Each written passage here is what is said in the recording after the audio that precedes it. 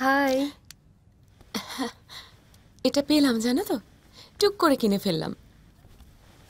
তাই আমিও ভাবছি টুকটাক কিছু কিনে ফেলবো এখান থেকে। আমি বাবা একটা কিনেই ফুল স্টপ দিয়েছি, নইলে বলবে ফিরে গিয়ে এত টাকার শপিং করে ফেললে। রোজ রোজ কারও তো কথা শুনতে ভালো লাগে। আমি তো আবার তোমাদের মতন জব করি না। তুমি বুটিক টুটিক কিছু করতে পারো তো।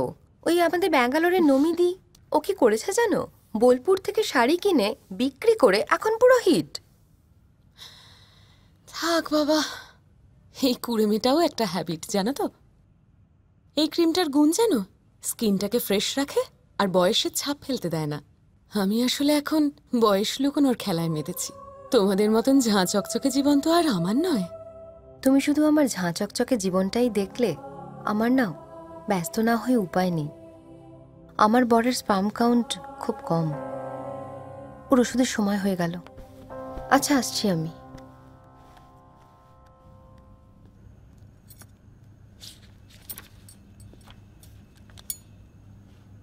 কি ব্যাপার একা?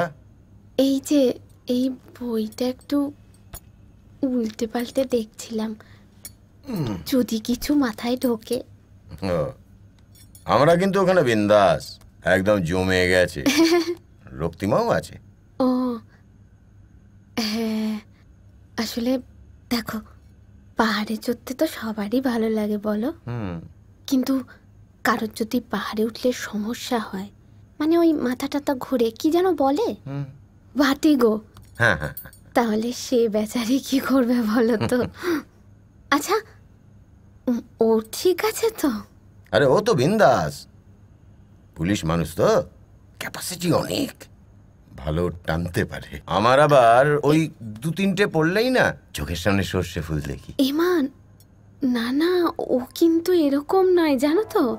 আসলে এখানে তো ডিউটি যাওয়ার তাড়া নেই, আর ফ্রিতে পাচ্ছে, তাই জন্যই।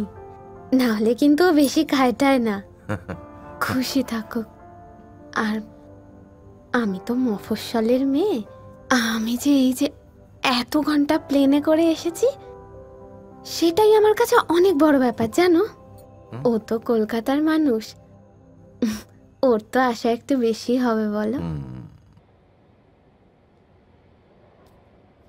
এই যে স্যার, কি ভাবছো?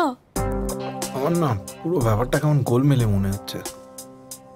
কেউ তো আছে যে আসরটাকে কাহার বা বাজিয়ে নষ্ট করে দিচ্ছে।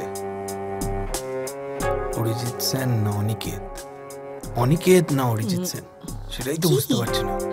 একটা কাজ করো তো, আমার একটা আঙুল ধরো তো। ওকে,